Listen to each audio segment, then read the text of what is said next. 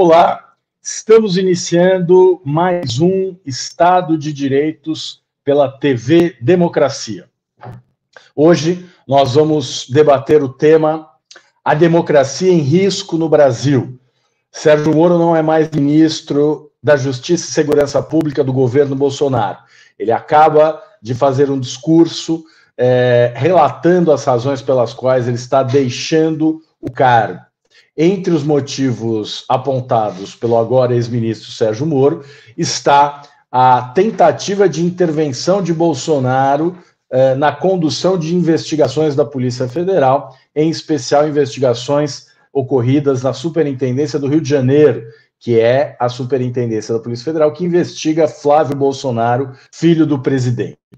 Desde antes da campanha eleitoral, Bolsonaro vem atacando as instituições democráticas. Pouco antes da eleição, vazou um áudio em que um dos filhos do presidente dizia que fechar o Supremo Tribunal Federal seria algo muito simples, né? Não precisaria nem de um cabo nem de um soldado. Posteriormente, após assumir a presidência da República, Bolsonaro continuou atacando as instituições, até que, há uma semana atrás, ele participou de um ato que havia sido promovido por apoiadores do seu governo contra o Congresso e contra o Supremo Tribunal Federal, né? Hoje, nós temos 3 convidados muito especiais que estão conosco e vão participar do debate. Do Rio de Janeiro, a professora Gisele Cittadino. Em São Paulo, nós temos Hélio Silveira, advogado eleitoral, e dos Estados Unidos, de Durham, na Carolina do Norte, nós temos o professor Silvio de Almeida. Bem, vamos começar com o Hélio. Hélio, eu queria que você compartilhasse conosco as suas impressões a respeito do momento que a democracia brasileira vive hoje. Bom, boa tarde a todos, Gisele, Silvio, Cris. Acho que você precisa ligar o microfone. Alô? Alô, alô? Me escutam? Alô, alô? Alô, agora sim, vamos lá. Perfeito. Então, boa tarde a todos novamente, Gisele, Cristiano, Silvio, é um prazer estar aqui com vocês. Bem, eu acho que nós estamos vivendo uma crise em muitas, né?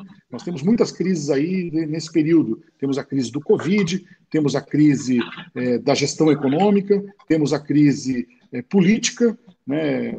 Praticamente a mãe de todas essas crises que estão aí, que estão nos impactando. Acho que o governo Bolsonaro é um governo que tá perdendo completamente a sua condição de governabilidade, precisa aí estar fazendo um aceno desesperado ao Centrão, está vendo escorrer pela mão a pouca governabilidade que tinha, os seus ministros mais expressivos saindo. Hoje saiu o Moro, o próprio Guedes não estava na coletiva, foi apresentada com o novo ministro de Saúde, perdeu o ministro de Saúde anterior, no meio da crise da pandemia. Então, é uma sucessão de crises que fica até difícil imaginar a saída para elas, né? E eu acho que nós estamos nesse instante no epicentro dessas crises. Muito difícil fazer, inclusive, um diagnóstico do que vai acontecer nos próximos dias ou nas próximas horas. Mas vamos ver, vamos ver. Gostaria de também ouvir os demais amigos dessa mesa.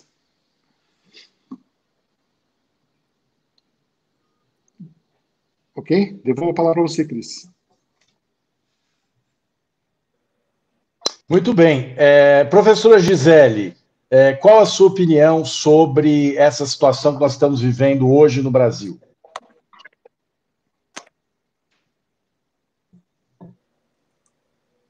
Eu estou com muita dificuldade para escutar você, Cristiano. Você se incomoda de repetir a questão? O som está muito picado. Não, eu repito sim.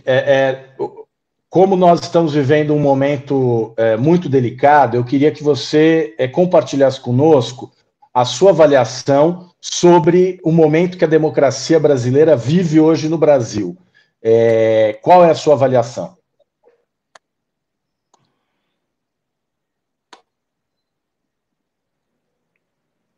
Desculpa, Cristiano, eu continuo sem escutar nada. Eu vou mandar a mensagem por WhatsApp, mas eu então de entender o que você está falando. O som chega muito picado. Eu acho que nós estamos com um problema técnico.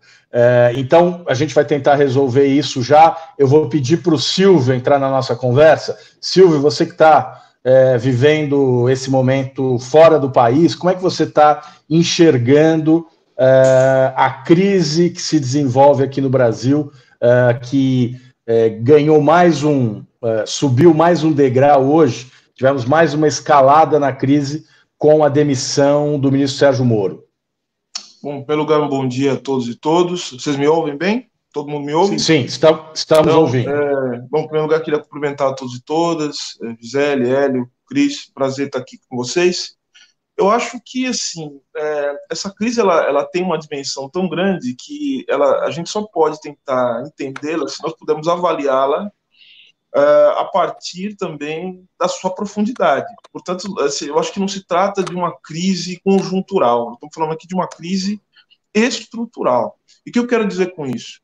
Eu quero dizer que se trata de uma crise que não envolve apenas o momento político que nós estamos vivendo, não envolve apenas falar deste presidente da República, que é um homem que nunca teve nenhum compromisso com democracia. Não se trata de falar também da saída de um ministro como o ministro Sérgio Moro, o ex-ministro agora Sérgio Moro, e apontá-lo como um dos elementos que aprofunda a crise da democracia, porque nós sabemos muito bem, o ministro Sérgio Moro não demonstrou nos anos em que, tanto na sua atuação como juiz e agora na sua atuação como ministro, que também nem tem nenhum apreço com a democracia. Então, ou seja, não se trata de falar dos atores que participam dessa história toda como sendo cuja instabilidade provocaria também danos à democracia. Na verdade, o problema é com o próprio modelo daquilo que nós chamamos de democracia no Brasil. Bom, acho que são dois elementos. Primeiro elemento, a ideia de democracia no Brasil, ela sempre foi uma ideia incompleta, ela sempre foi algo muito difícil de ser vivenciado, mesmo nos estertores e nos limites daquilo que se entende como sendo uma democracia liberal. O Brasil é um país cuja formação ela está ligada diretamente ao autoritarismo, é um país cuja formação está ligada diretamente à superexploração, à exploração do trabalho. Então vejam que a ideia de democracia liberal, que vicejou nos países centrais do capitalismo, nunca ganhou uma forma, vamos dizer assim, mais bem acabada no Brasil. Nos últimos anos, o Brasil vinha se aproximando disso. Quando eu falo nos últimos anos, eu estou dizendo nas últimas 3 décadas, desde pelo menos a Constituição de 88, que significou um grande impacto em torno dessa ideia de democracia, dessas possibilidades que poderiam se colocar em cima do que se chamou agora de presidencialismo, que se chama de presidencialismo de coalizão. Nós vemos que esse pacto ruiu por conta também de uma série de circunstâncias também que não envolvem diretamente apenas e tão somente, quer dizer, o Brasil, mas que envolvem também uma conjuntura internacional que, desestabilizando a economia de uma maneira geral e o próprio modelo de reprodução do capitalismo, acabou interferindo diretamente na democracia brasileira. Eu falo da crise, por exemplo, da crise que começou em 2008, que no Brasil ganhou sua potência em 2012 e que acabou culminando com o impeachment sem crime de responsabilidade da presidente Dilma Rousseff. Então, tudo isso mostra a fragilidade histórica da implantação de possibilidade de uma democracia liberal no Brasil. Agora, um segundo elemento que eu acho que tem que ser colocado é o seguinte: o que é o governo Jair Bolsonaro? O que é o governo Bolsonaro? O governo Bolsonaro, acho que o grande Vanderlei Guilherme dos Santos, ele usava uma expressão para se referir ao governo Bolsonaro que eu acho muito, mas muito apropriada. Não se trata de um governo como qualquer outro. Nós estamos falando aqui de um governo de ocupação, como dizia o professor Vanderlei Guilherme dos Santos. O que é o governo de ocupação? É um governo que não pode se estabilizar. É um governo que depende de crises. É um governo que vive das crises, que ele mesmo provoca. Só que talvez esse jogo tenha sido um jogo perigoso demais. Agora, a gente só tem que tomar cuidado com uma coisa. Crise e demais. O ministro Sérgio Moro, o ex-ministro Sérgio Moro, ele vai ser utilizado como um trunfo para restabelecer um tipo de normalidade né, normalidade, vamos entender normalidade como essa tragédia que é a história do Brasil, a história política do Brasil, para estabelecer uma forma de normalidade, sendo utilizado talvez como um grande trunfo de algumas pessoas que jogaram pesadamente para que esse momento político estivesse ocorrendo hoje. Eu estou falando, por exemplo, do sistema financeiro, estou falando do grande empresariado, estou falando das grandes redes de comunicação, que vão tentar transformá-lo, e não só transformá-lo, mas também colocá-lo nessa posição de herói, coisa que ele nunca foi. Porque, pois, se herói fosse, ele jamais teria aceitado fazer parte de um governo de ocupação como esse. Sem dúvida, Silvio, essa sua observação é muito, muito importante. A gente está com um probleminha hoje no sinal, infelizmente a banda hoje está com instabilidade. A professora Gisele acho que não está conosco, né? Gisele está conosco, acho que ela caiu, já deve voltar. Eu vou aproveitar então e passar a bola aqui para o Hélio. Hélio, você que é um especialista em direito público, né? Um advogado que tem uma atuação bastante intensa nessa área de direito público, direito eleitoral. Hoje o ex-ministro Moro, no seu discurso de saída, ele disse que os motivos que o levaram a pedir demissão foram basicamente dois, né? Primeiro, o fato de que o Bolsonaro prometeu a ele carta branca no Ministério da Justiça e agora Bolsonaro exigiu a troca do chefe da Polícia Federal sem apresentar uma justificativa que indicasse a necessidade dessa mudança. Ele chegou a mencionar, inclusive, o fato de que ele não iria manchar a própria reputação e de que ele não poderia violar o princípio da impessoalidade. Mas o trecho que mais me chamou a atenção no discurso de renúncia do ministro Sérgio Moro foi a parte em que ele fala que o Bolsonaro queria um superintendente da Polícia Federal com o qual ele pudesse trocar ideias, pedir informações, ligar e receber informações sobre investigações em curso, sobre relatórios, etc. Me parece que há aqui uma situação que indica, ao menos, o uso público do cargo para fins privados. Mas o governo Bolsonaro é pródigo em, digamos assim, esticar a corda e depois voltar atrás, não é? É o morde-a-sopra. O Bolsonaro um dia ofende as instituições, diz que o Supremo tem que ser fechado, o Congresso tem que ser fechado, no outro dia ele volta atrás. Na sua avaliação, esse governo chegou ao fim? E se chegou, o que vem pela frente? Bom, são muitas questões aqui colocadas. Primeiro, eu concordo com a avaliação inicial do Silvio, é uma crise estrutural, muito ampla, do modelo econômico, e eu estou de acordo com toda a colocação do professor. As afirmações do Moro a respeito do Bolsonaro são extremamente graves. Elas indicam aí uma atitude muito pouco republicana, de uma interferência na Polícia Federal. Não é verdade, é verdade também que a nomeação do diretor-geral da Polícia Federal é uma prerrogativa do presidente da República. Isso indica, me faz crer que toda a Operação Lava Jato, o juiz Moro e aqueles procuradores da República em Curitiba apostaram de alguma maneira de que teriam no governo Bolsonaro as garantias para a continuidade daquela operação na forma como era feita. E se enganaram profundamente, né? Porque, como você próprio disse, Bolsonaro era uma figura conhecida e pouco afeito às questões próprias da República, do funcionamento da República. Acho que o governo, ele vem, como disse inicialmente, o governo vem encontrando cada vez mais limitação na sua governabilidade. Acho que é um governo, usando um pouco a expressão da crise sistemática estrutural que o Silvio apontou, é um governo que perde a sua funcionalidade para enfrentar essas muitas crises que nós estamos passando hoje. E um governo que perde funcionalidade é um governo que tende a caminhar para o seu fim. Não sei de que fim nós estamos falando, de que forma que será esse fim, mas ele vai perdendo cada vez mais a sua condição de diálogo com a sociedade brasileira, seja com os empresários, que o sustentaram durante um bom período, seja com a população de forma direta, seja com o Poder Judiciário, seja com o Congresso Nacional. É notória a sua indisponibilidade com o presidente da Câmara dos Deputados.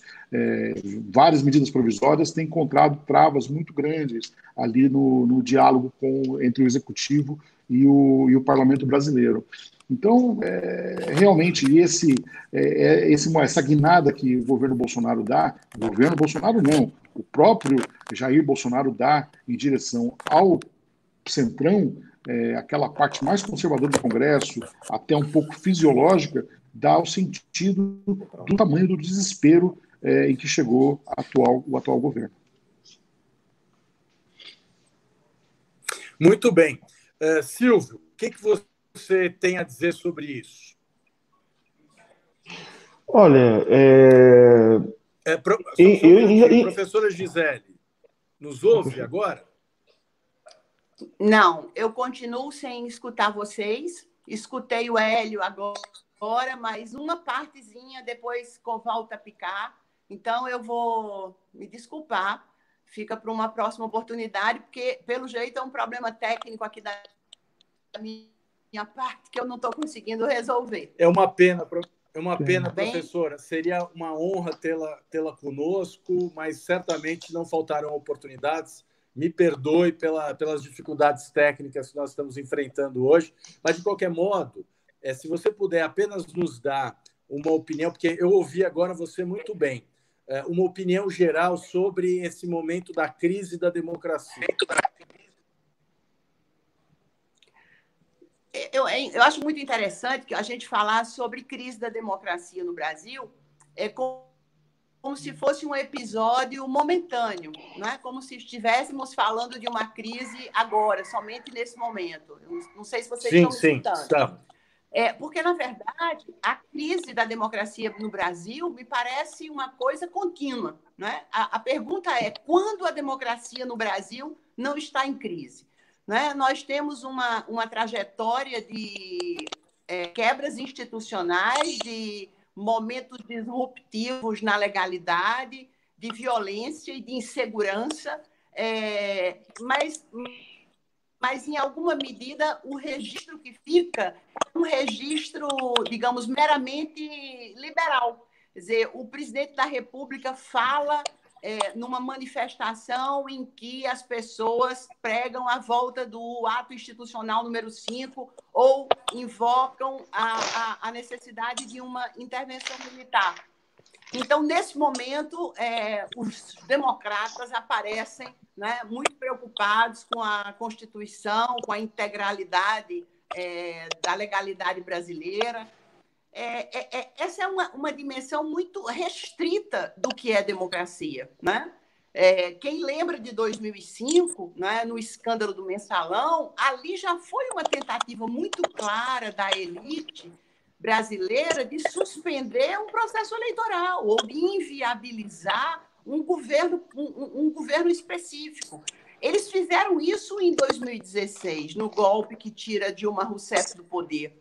Quer dizer, há, na verdade, uma espécie de... Só quem não conhece a história constitucional brasileira, o que eu estou querendo dizer, pode imaginar que o que está acontecendo agora, o que aconteceu em 2016, a tentativa de 2005, é uma coisa episódica na história.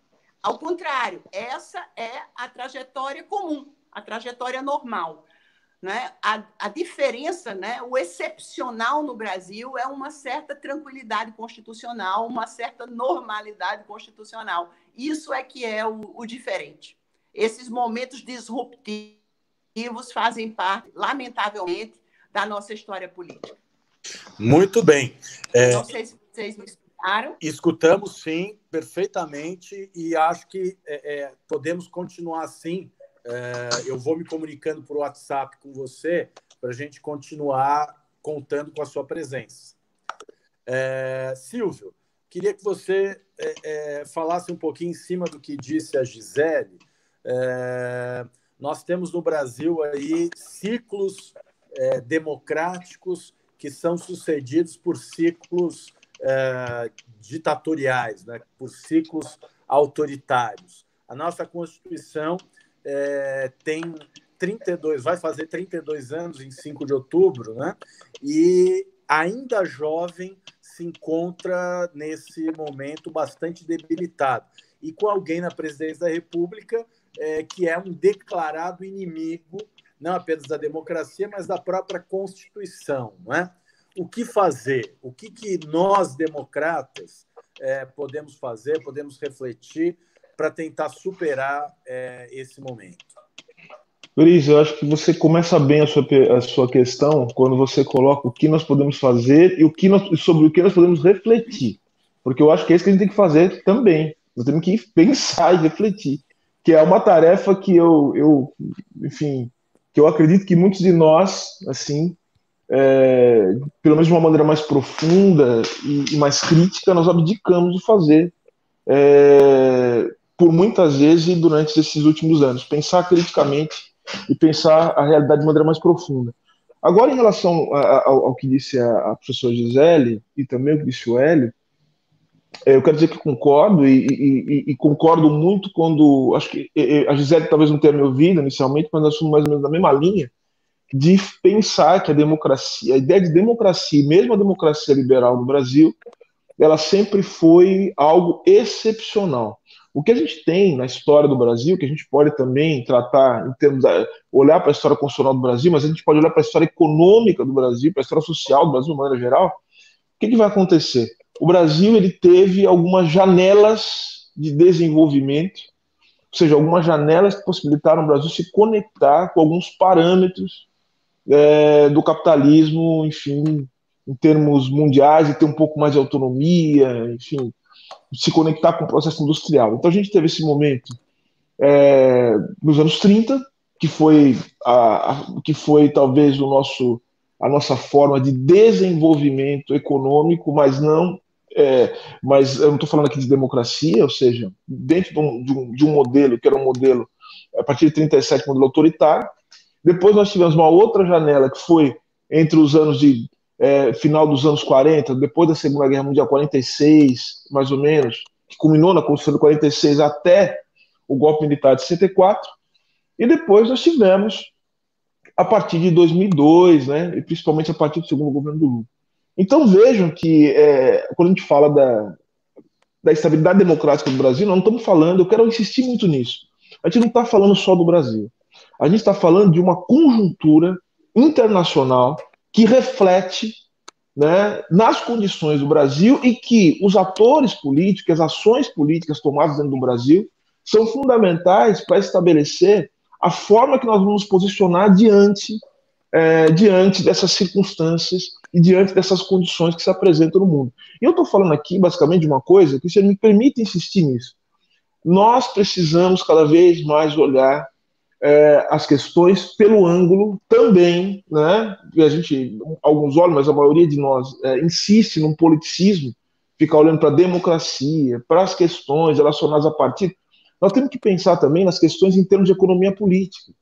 Nós temos que lembrar também quais são as questões de ordem material, de ordem de produção da vida, de organização do trabalho, e que reflete de maneira decisiva também em toda esse complexo político que a gente está falando. Então, olhando para o governo Bolsonaro, mais uma vez, o governo Bolsonaro e Jair Bolsonaro nada mais é do que um efeito. Ele não é o causador principal disso. Ele é um sintoma, um péssimo sintoma. Ele é um sintoma terrível de uma doença muito maior, que corrói as possibilidades do sistema funcionar de uma maneira democrática, ainda que nos parâmetros liberais. E vou dizer para você, talvez você vai entrar nesse assunto. O que a gente vai ter que enfrentar nos próximos anos, além de uma crise econômica brutal, né, que já vem, né, atingindo o mundo há muito tempo, e nas condições específicas com que essa crise se materializa no Brasil, nós vamos ter que enfrentar um outro problema. Nós vamos ter que enfrentar o fato de que vai ter colocado um dilema na mesa. Sabe qual que é o dilema? O dilema é o seguinte: as pessoas querem realmente voltar para um modelo de democracia liberal, e um modelo de democracia liberal que tem como base material a reprodução do mundo a partir dos parâmetros neoliberais, e que se alimenta, né, de um ambiente de caos econômico e que deixa as pessoas absolutamente à própria sorte, né, dentro desse modelo universalista, liberal, essa coisa toda, enfim, dos direitos humanos, tudo bem. Mas só que vai ter uma outra coisa. Depois do coronavírus, o que vai se colocar é um modelo em que as pessoas talvez prefiram viver num mundo de ordem do que viver num mundo em que elas possam, de fato, enfim, decidir todos os aspectos da vida política. Vai estar colocado um dilema aí entre viver a democracia liberal e viver num mundo ordenado, em que as pessoas possam minimamente organizar a sua vida. Então, ou seja, a crise do modelo da democracia liberal é mais do que isso, é uma crise do próprio modelo de reprodução econômica que vai refletir também na forma de pensar as instituições. Então, assim, se o governo, o que a gente deve fazer? A gente deve pensar que tipo de mundo a gente quer construir depois disso que a gente está vivendo. Porque, assim, o mundo não vai voltar a ser o que era. Não adianta ser viúva do Keynes. Não adianta isso. Porque, assim, as condições são outras. As condições são completamente diferentes. Então, a gente vai ter que definir que tipo de sociedade a gente vai querer viver. E não que tipo apenas de democracia ou de modelo de participação política. É que modelo de reprodução da própria vida que a gente vai querer viver. E é isso que vai estar colocado na mesa. Qualquer solução que não passe por uma reflexão profunda sobre isso, vamos desculpar, vai ser apenas querer tratar um câncer metastásico e mortal com band-aid e aquele metiolate que ardia, mas não resolvia nada. Você introduziu aqui um tema fundamental que ultrapassa a questão da crise política, que é o modelo econômico, né? E aí eu queria ver se a Gisele... Gisele, você está nos ouvindo? Gisele? Acho que não. Não? Bom, oi. Oi? Eu queria que você... Eu lamento, mas eu sigo com esse problema. Não sei se vocês me escutam, mas eu consegui entender só um pouquinho do que o Silvio falou. O pouquinho que eu escutei, eu gostei demais, mas lamentavelmente eu não consegui escutar a maior parte. Mas você consegue me escutar? Vocês estão me escutando?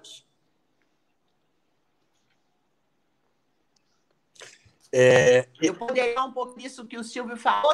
Isso. A questão econômica ao lado da crise política. Então, deixa eu vi só... Eu vi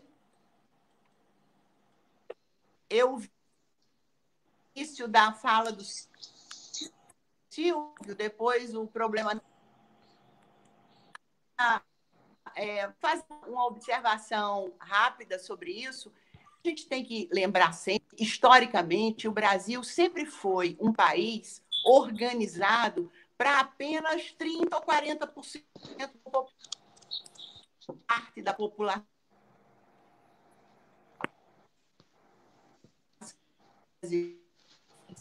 Está ruim.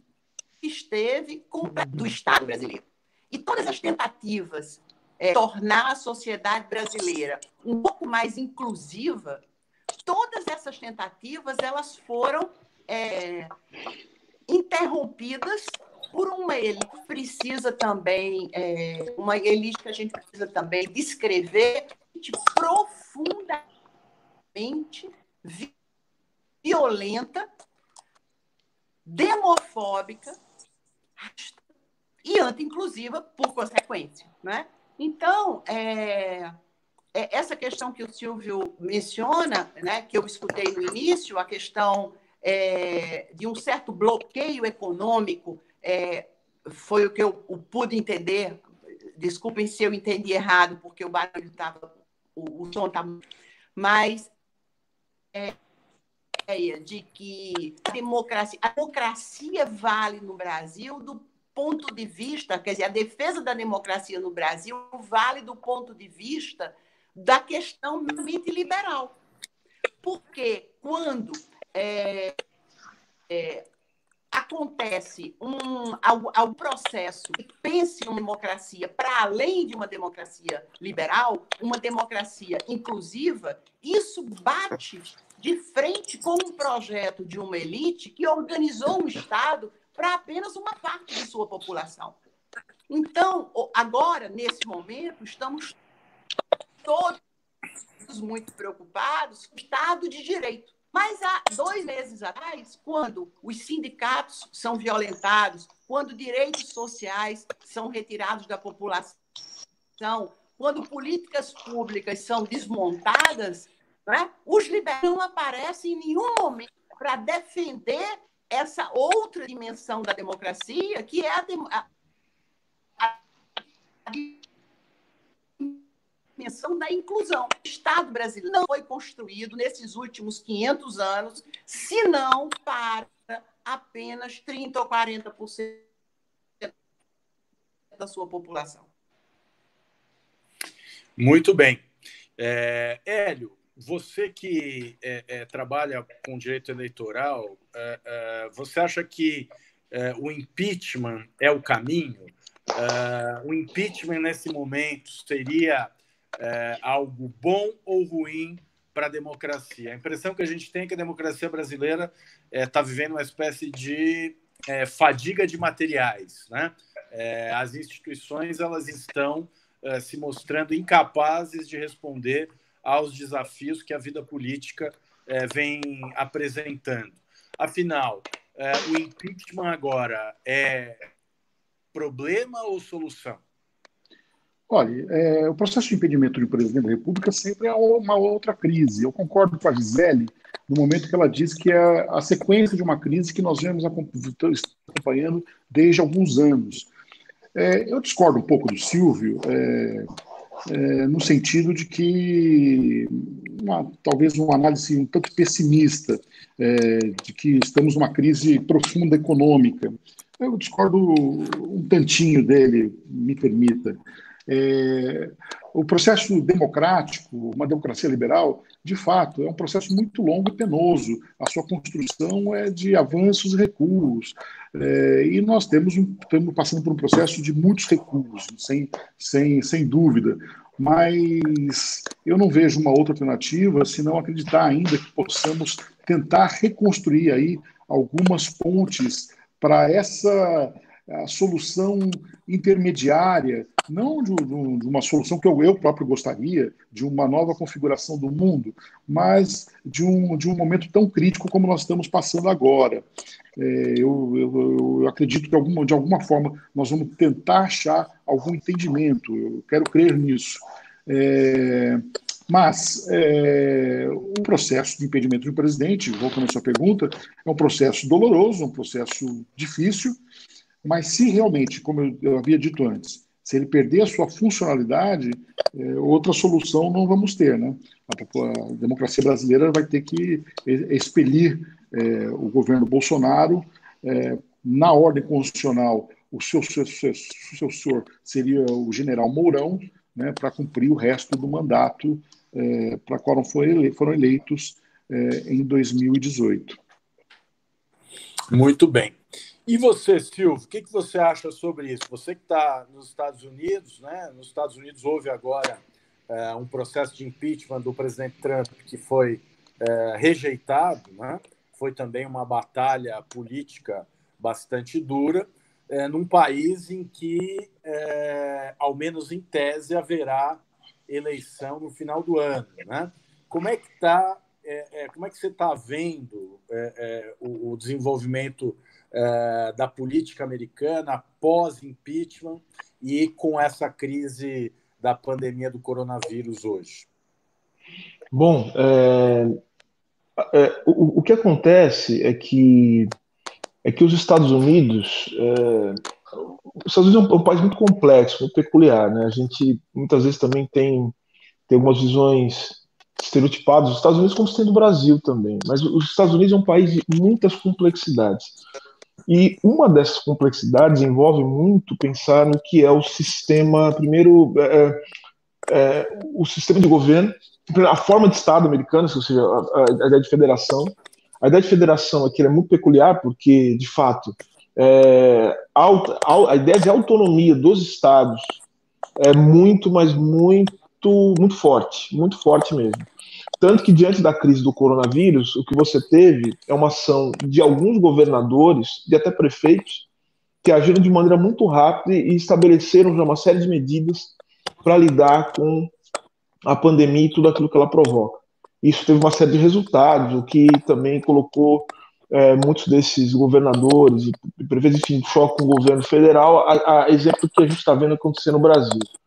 Agora, em relação especificamente ao processo de impeachment, o impeachment é, de fato, um trauma. O impeachment é a bomba atômica. É a bomba atômica. Não existe a possibilidade de você usar uma bomba atômica e as coisas ficarem normais depois. Mesmo aqueles que jogaram a bomba e que são vitoriosos vão ter que necessariamente lidar com os efeitos de ter jogado uma bomba atômica e de ter utilizado uma arma tão poderosa, né? Vai contaminar o solo, vai contaminar as pessoas, enfim, as coisas vão ficar muito feias. E o impeachment é isso. Os Estados Unidos viveu em três ocasiões, né? Na verdade, foi a quarta ocasião em que a questão de impeachment foi discutida aqui. Nenhuma delas culminou, né, com a ultimação do processo, mas isso causou traumas. A primeira vez que isso aconteceu nos Estados Unidos foi ainda no período da reconstrução, logo, assim, o período que antecedeu, que sucedeu a Guerra da Secessão dos Estados Unidos, um período que havia uma forte divisão no país depois do fim da escravidão e que criou um clima de guerra mesmo, e muitas coisas surgiram daí, inclusive a segregação racial dos Estados Unidos é o resultado dessa briga toda e envolve, inclusive, o processo de impeachment. Depois a gente tem enfim, nos anos 60, né? Depois com o Clinton e agora com o Trump, né? E o que a gente percebe? Você tinha as evidências de fato de que houve uma interferência das eleições e que o Trump tentou utilizar do seu poder para prejudicar os adversários. Só que a questão da institucionalidade aqui faz com que se tome muito cuidado com o processo de impeachment, porque sabe que o processo de impeachment, uma vez desencadeado, ele pode gerar uma série de problemas. Mas ainda assim, a situação do Brasil é uma situação em que, vamos dizer assim, o impeachment ele é um processo jurídico, obviamente todo mundo sabe disso, orientado pela linguagem, pela gramática do direito, né, pela gramática da política, vamos dizer assim. Mas, de qualquer maneira, Cris, a gente vive uma situação no Brasil que seria absolutamente impossível não reconhecer que o presidente Bolsonaro pratica, dia sim, dia não, coisas que muito se assemelham com crime de responsabilidade, pelo menos se assemelham com crime de responsabilidade, e merecem investigação. E quem faz essa investigação é o Congresso Nacional, uma vez aberto o processo de impeachment. Então, você tem que haver uma investigação sobre os crimes de responsabilidade ocorridos pelo presidente Bolsonaro. Então, é muito difícil não se fazer nada também. Ainda que isso demonstre muito a nossa debilidade, porque a gente tem muito pouco o que fazer, a não ser utilizar os instrumentos que estão na Constituição para dar conta de lidar com um governo que não tem nenhum apreço nem pela Constituição e muito menos por aquilo que a Constituição busca resguardar, que é a ideia de democracia e a ideia de república. Então, vejam, o que eu estou vendo aqui nos Estados Unidos, e na verdade, e aí a questão que o Hélio colocou, o que a gente vê nos Estados Unidos e vê no Brasil não nos dá nenhum motivo para acreditar que é possível reconstruir as coisas a partir dos parâmetros que nós estamos tratando. Nos Estados Unidos a discussão é exatamente a mesma. É como você lida com alguém como Trump. Hoje, ou você tem nos Estados Unidos hoje, parece que 15 milhões de pessoas, mais de 20 milhões de pessoas que estão ficando desempregadas e 15% da população, 15% de desemprego nos Estados Unidos à vista. Isso nunca aconteceu na história recente dos Estados Unidos. Então, como é que a gente lida, então, com isso, dentro desses parâmetros em que as decisões políticas elas são tomadas a partir de certos acordos que se tornam impossíveis justamente por conta das pessoas que hoje estão no poder? Vamos lembrar que a Constituição de 88 nada mais é do que um grande acordo. Um acordo que o presidente Jair Bolsonaro falou expressamente. Ele disse o seguinte: eu vim aqui não é para construir, eu vim aqui para destruir. Destruir o quê? Destruir todos os pactos políticos que possibilitaram a Constituição de 88, que é onde a gente assenta na ideia de democracia liberal. Então, veja, eu não vejo qualquer possibilidade, isso não é pessimismo, isso na verdade é um otimismo no sentido de que nós vamos precisar sair da pasmaceira e construir um mundo completamente diferente desse mundo de pasmaceira que possibilitou, dentre outras coisas, figuras como o senhor Jair Bolsonaro, antes disso Eduardo Cunha, estarem à frente do processo político no Brasil. Então, ou seja, nós precisamos criar formas de construir um modelo de participação popular e de efetiva, eu nem sei se essa palavra a gente tem que usar agora, de democracia, de fato, de participação efetiva das pessoas nas decisões que lhes são fundamentais, inclusive as decisões de caráter econômico. Muito bem, é exatamente isso, Silvio. Um outro mundo é possível, né? A pior coisa que pode acontecer é a gente sair dessa pandemia igual ou pior do que entrou, né? Mas eu espero, Cris, eu espero que nós não voltemos à normalidade. É a minha esperança. Nós não podemos voltar à normalidade. Porque a normalidade do Brasil, a Gisele falou muito bem. Sabe qual é a normalidade no Brasil? A normalidade do Brasil são pessoas passando fome. A normalidade do Brasil é racismo. A normalidade do Brasil são as pessoas se apropriando do trabalho das pessoas de maneira violenta. É isso que é a realidade do Brasil. Então, ou seja, esse é o normal no Brasil. Então, assim, a minha esperança, e hoje é sexta-feira, né? Hoje é sexta-feira, porque eu estou de branco, dos meus orixás, Oxalá que o mundo não volte ao normal, porque não pode voltar ao normal. O normal no Brasil é a desgraça.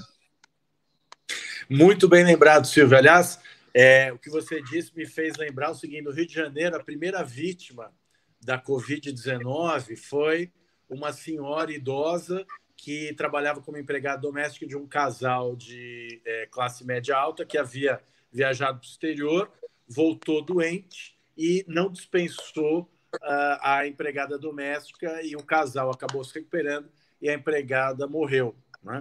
Então, esse é um pouco o retrato da nossa realidade, como você bem colocou. Mas eu queria ouvir a Gisele sobre a questão do impeachment, né? Afinal, é o momento de brigar pelo impeachment do presidente da República ou o caminho é outro, né? Do ponto de vista político, qual que é a sua avaliação, Gisele?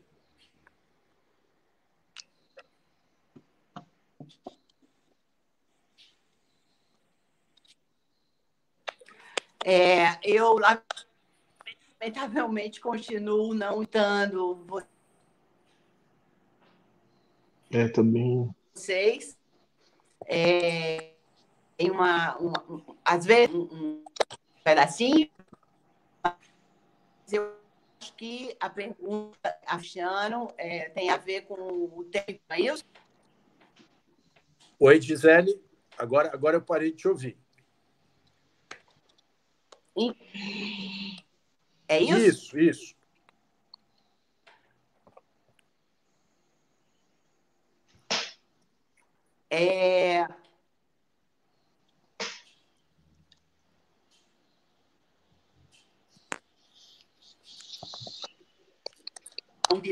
Eu acho que a gente, quando pensa... Há uns dias atrás eu escrevi um texto e até dizia que eu estava brincando com os penalistas, os criminalistas, né? Porque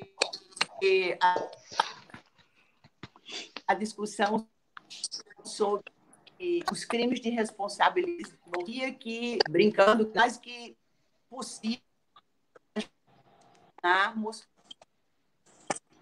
uma espécie de responsabilidade. Então, do ponto de vista jurídico, eu acho que não há nem discussão sobre crime de responsabilidade. Ele viola a Constituição, ele usa funcionário público em benefício próprio, ele faz pedaladas fiscais. Quer dizer, a questão não me parece que seja, em relação ao impeachment, uma questão jurídica. O impeachment, obviamente, tem uma preponderante dimensão política, e eu acho que seria mais sobre isso, essa dimensão, que a gente deveria se preocupar. Porque a verdade é que quem colocou Bolsonaro no poder não foram as forças democráticas do país, ao contrário, né? É a direita, a extrema-direita, que coloca Bolsonaro no governo. Então, nesse momento específico, quando a gente escuta determinados membros de partidos que estão, digamos, no centro ou à direita, pedir à esquerda que constitua uma frente ampla para através dessa frente ampla, se vê Bolsonaro, eu pontuo duas questões. Primeiro, que os processos de impeachment já são processos que têm um custo político que não pode ser esquecido por parte daqueles que apresentam, que reivindicam o impeachment do presidente. Esse é o primeiro ponto. Segundo ponto, esse custo político será arcado em meio a uma pandemia, né, que o Brasil... no meio de uma pandemia na qual o país se encontra, digamos, paralisado. Né?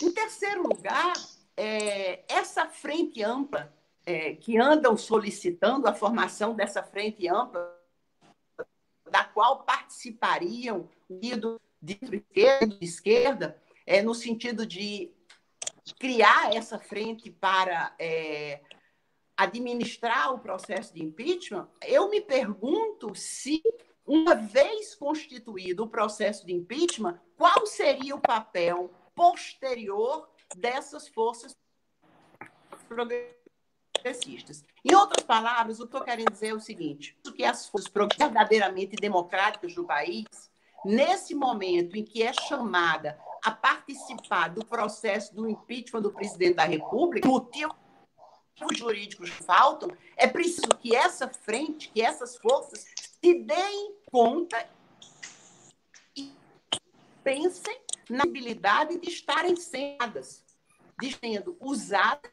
para fazer uma espécie de trabalho que tem um enorme custo político, tirar da presidência da República alguém que foi lá por exclusiva responsabilidade da direita.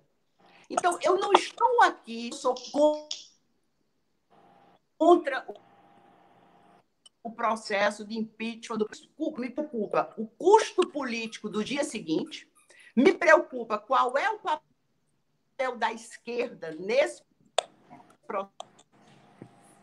processo de impeachment e me preocupa que cenário teremos depois do processo de impeachment.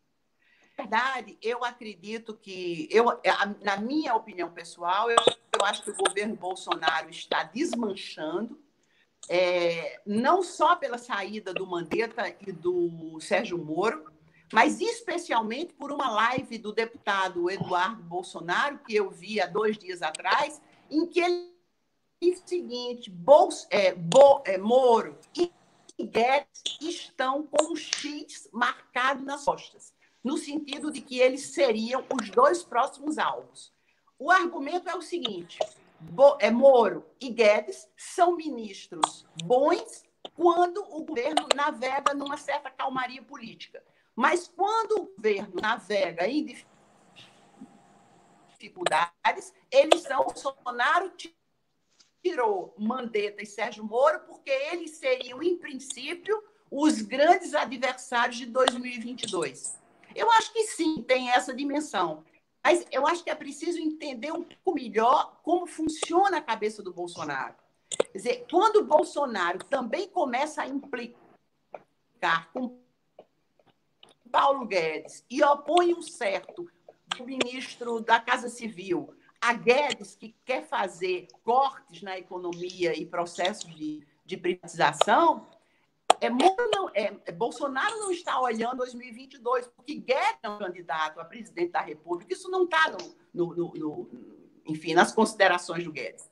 Então, eu acho que, como na vida, a política é muito complexa, né? E a gente precisa tentar pensar em todas as consequências, especialmente num governo que não pode ser interpretado por uma certa racionalidade política. Uma pena não estar conseguindo escutar vocês. Muito bem, Gisele. Agradeço a sua manifestação. De fato, é um assunto que merece uma reflexão mais aprofundada, né? E você colocou a questão de forma muito precisa. Eu queria chamar o Hélio agora. Hélio, nós temos aí, pensando no futuro da democracia brasileira, eleições municipais, né, que estavam marcadas para outubro deste ano. Estão marcadas. Foram desmarcadas já? Não, estão marcadas. Então, eu queria saber isso de você. Qual a expectativa que nós podemos ter? E depois eu queria ouvir o Silvio também, para saber se lá nos Estados Unidos vai haver eleição, não vai, o que as pessoas estão pensando. Mas, vai haver eleição. Para nós do Brasil, qual a expectativa? Essa eleição vai acontecer? E se acontecer, vai acontecer esse ano? E a ideia de prorrogar os mandatos de prefeitos e vereadores, que é uma ideia que anda circulando. Faz sentido isso? O que você pensa? Nenhum sentido. Primeiro, olha, eu quero dizer para você, Cris, para o Silvio e para a Gisele, que eu sou absolutamente favorável a mudanças radicais na sociedade brasileira. Absolutamente contra o racismo. Eu gostaria de ter uma outra configuração social e econômica no país. A minha grande questão é o seguinte: como fazer nesse instante? Evidentemente, talvez a gente não volte ao normal, mas temos força social, política suficiente para dar um passo maior no processo de transformação? Eu não sei. Francamente, não sei. Sendo um pouco até um certo revisionismo, gostaria muito que tivéssemos condições mínimas de retomar um pouco, não a normalidade, mas que tivéssemos umas condições sanitárias. Eu acho que a lição que pode ser tirada dessa crise do Covid é a necessidade de uma redistribuição de renda, necessidade de condições de moradia dignas, e que isso seja uma evocação ao povo brasileiro como um sinal de luta para isso cada vez mais intensa. Sobre as eleições de outubro, elas estão marcadas e elas devem ser realizadas. Vejam, são eleições simples, são eleições que são apenas 2 votações. A Justiça Eleitoral tem condições de implementar e de realizar essas eleições, ela não demanda adiamentos. Nós temos alguns prazos que estão sendo obedecidos pela Justiça Eleitoral, como filiação partidária, transferência de eleitores. Isso tem se dado, ainda que de modo eletrônico, tem acontecido a contento.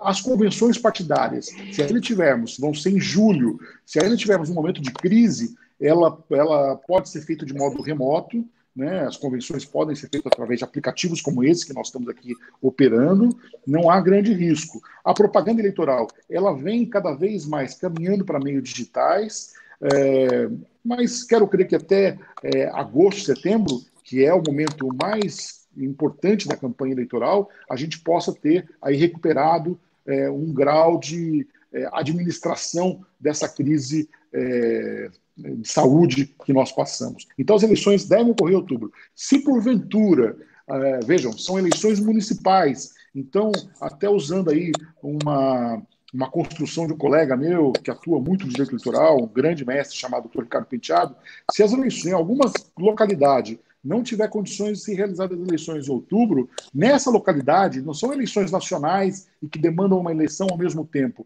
Elas podem acontecer, ser adiada uma eleição numa localidade por um período, mas ela deve ser realizada até dezembro.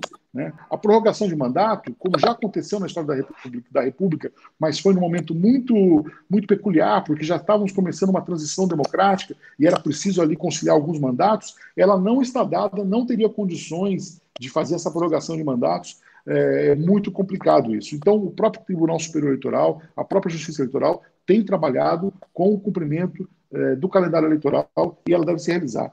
Quanto aos Estados Unidos, também, algumas prévias foram adiadas, mas o processo eleitoral lá não se cogita em adiar. Na Coreia do Sul também já aconteceram algumas eleições. Alguns países têm adiado, na França tal, o processo no olho do furacão, mas a perspectiva é sempre realizar a eleição.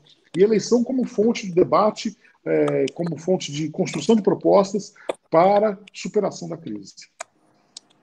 Muito bem. Silvio, nos Estados Unidos, o Bernie Sanders, que era, digamos assim, o candidato que se apresentava como socialista, né? Alguém que não tinha vergonha de se dizer socialista, e que, de fato, num país como os Estados Unidos, criou uma onda política de renovação, com engajamento de jovens, uma perspectiva de mudança. E ele acabou não conseguindo a indicação do Partido Democrata, né? Há espaço para mudança na política hoje? especialmente na política americana, porque a impressão que a gente tem vendo de longe é que a diferença entre Trump e o John Biden digamos assim, alguns tons de cinza, né? Não há uma diferença tão radical. O que você acha sobre isso? Não, eu acho o seguinte, eu acho que há diferença, sim, né?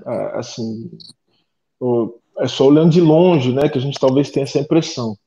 Mas esse olhar de longe e essa impressão de que se tratam apenas de diferentes tons de cinza é muito por conta do próprio sistema político americano, que faz com que essa ideia da alternância de poder se dê de maneira muito limitada, justamente para proteger o próprio modo de funcionamento do sistema. Então, o que você tem nos Estados Unidos, na verdade, é um patronato, ou seja, são duas máquinas de dinheiro, né? São os dois grandes partidos, que, na verdade, disputam o poder, mas sempre disputando o poder, propondo,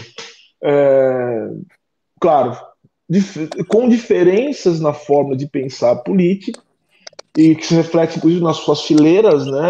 Veja só que você tem dentro do Partido Democrata, você tem um Bernie Sanders e uma Ocasio-Cortez, né? Assim, que são bastante diferentes do establishment do Partido Democrata.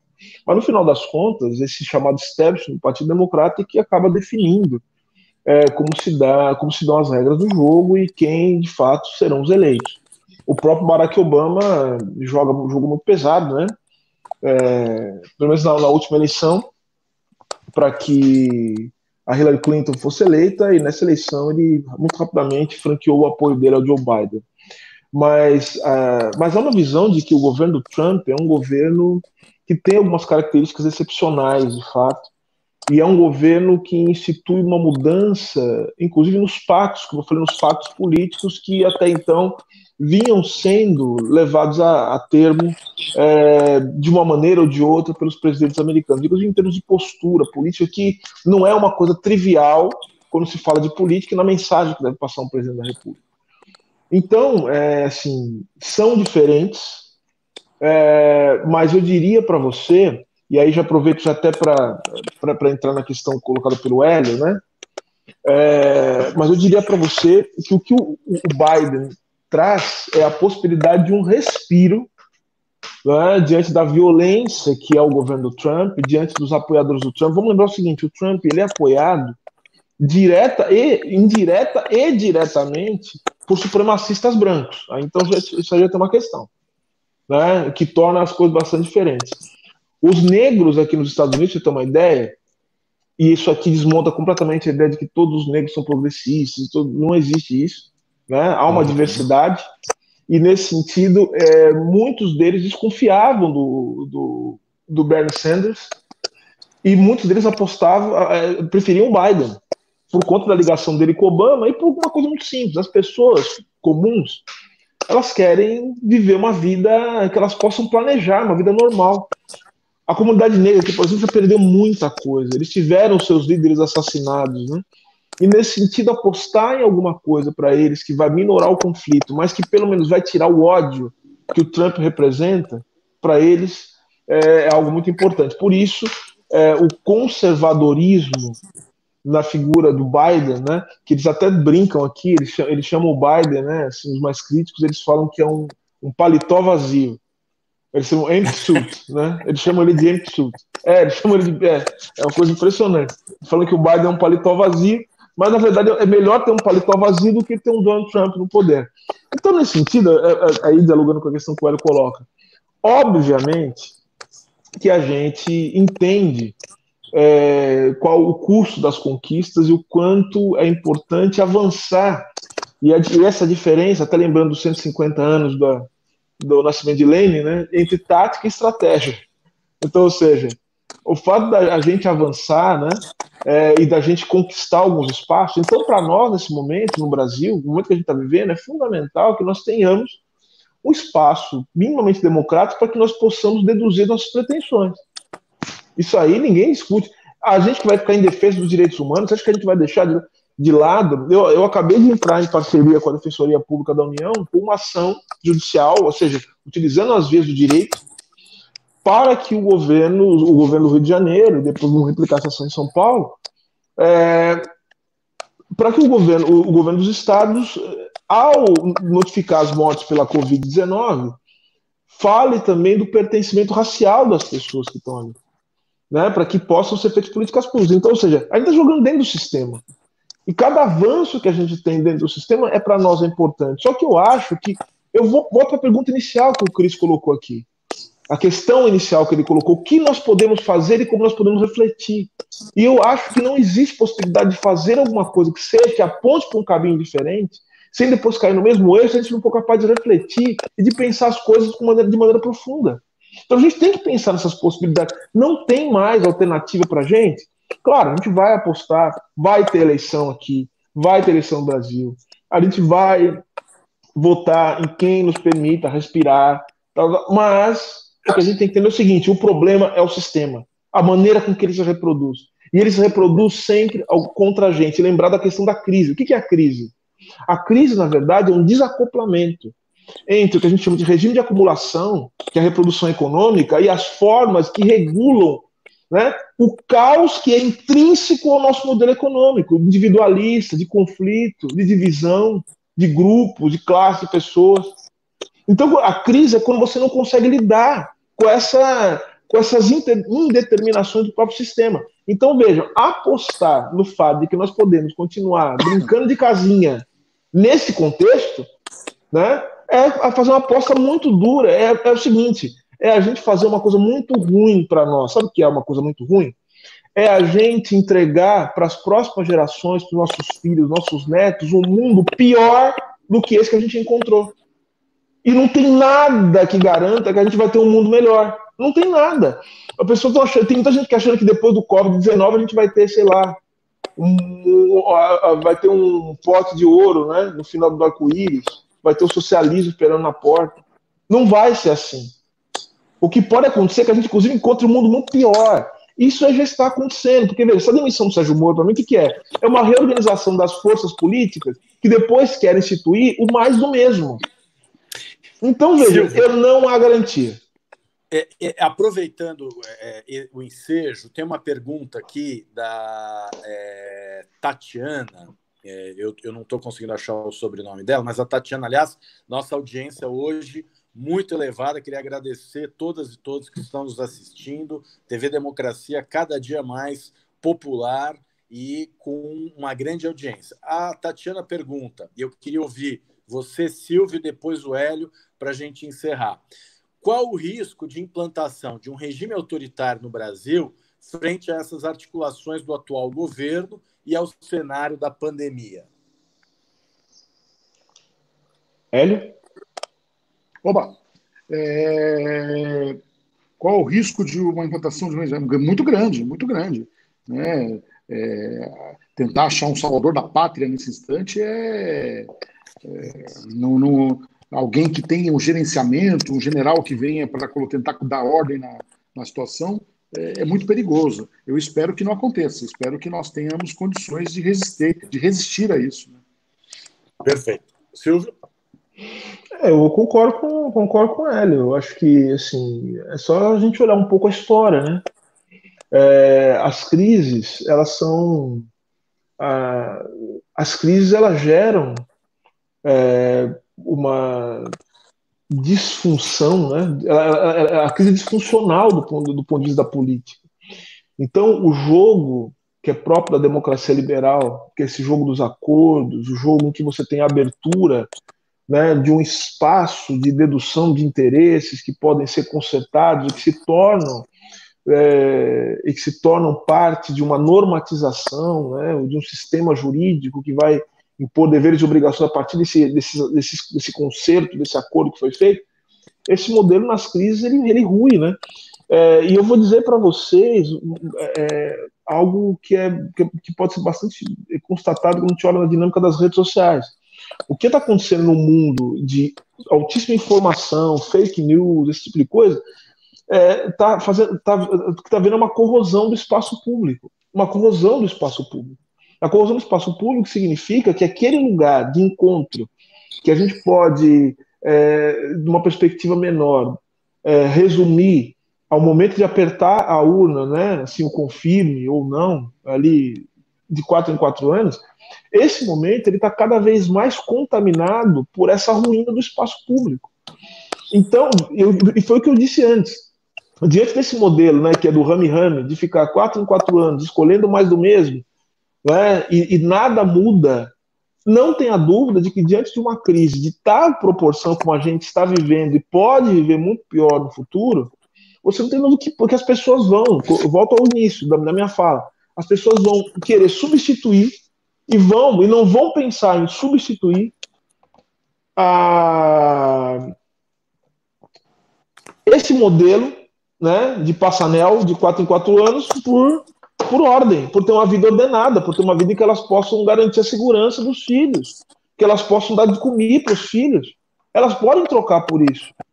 É por isso que os regimes chamados autoritários não são regimes que não contam com a aprovação popular. Muitas vezes contam sim com a aprovação popular, porque eles instituem de alguma forma uma certa ordem. Então veja só o que a gente está vivendo no Brasil. No momento que a gente está falando, né, agora, você tem ministro do Supremo Tribunal Federal fazendo live com um banqueiro. Você percebe, então? Você percebe o tamanho do buraco que a gente está envolvido? Então, ou seja, nem os mínimos pactos, a ideia de racionalidade, que se desdobra na ideia de imparcialidade, na ideia ou seja, do funcionamento, na ideia, né, do Estado como o ator impessoal, né, que deve gerir os conflitos e determinar a solução. Nem isso mais está sendo respeitado num momento de crise.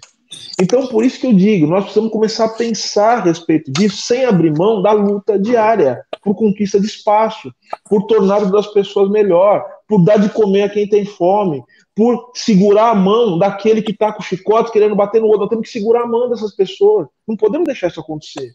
Agora, isso não significa que a gente deve abrir mão de pensar no que tem que ser o futuro. Porque abrir mão de pensar o futuro é abrir mão de pensar naquilo que nós somos. Porque nós não somos só o passado, nem só o presente. O Sartre dizia isso. Nós somos o nosso projeto. A pergunta é qual é o projeto de vida, de mundo que nós temos para o Brasil? Qual que é o nosso projeto de mundo? O que a gente quer, além do ramo? É só ficar votando de 4 em 4 anos para ficar colocando no mesmo lugar as mesmas pessoas? Ou então, podem ser pessoas diferentes, mas compromissadas com a reprodução do mesmo sistema político e do mesmo sistema econômico também? Então, veja, ou a gente para pensar nisso, ou a gente vai entregar para os que virão depois de nós o mundo da vergonha, o mundo vergonhoso, o mundo ruim, que a gente não foi capaz de fazer nada por as pessoas que a quem a gente ama e as pessoas que vêm depois de nós. É isso que eu estou chamando para reflexão hoje. Podemos discutir direito constitucional, direito eleitoral, podemos falar de industrialização do Brasil, podemos criar um direito econômico, tudo bem, só que a gente precisa criar um futuro. A gente está sem futuro, Cris. Essa é a ideia. Sem dúvida, Silvio. E ouvir o Hélio Silveira, ouvir a Gisele Cittadino, sem dúvida, é uma grande oportunidade para a gente pensar nesse outro mundo que a gente precisa construir, né? E o programa Estado de Direitos aqui na TV Democracia tem esse compromisso, né? O de debater questões essenciais para a construção de um outro mundo possível. Eu queria agradecer demais a presença do Hélio Silveira, a presença do Silvio de Almeida, a presença da Gisele Cittadino. Foi um debate excelente, de altíssimo nível. Tivemos uma grande audiência, muitas perguntas eu não pude fazer. Nós precisaríamos aqui de pelo menos mais umas 2 horas para conseguir dar conta desse assunto, que é um assunto extremamente relevante, instigante, mas eu tenho certeza de que todas e todos que nos assistiram puderam desfrutar desses momentos preciosos, né, e raros, ouvir intelectuais de alto gabarito como vocês a respeito desses assuntos tão importantes. Então, muito obrigado a vocês. Eu queria agradecer também a todas as pessoas que nos assistiram.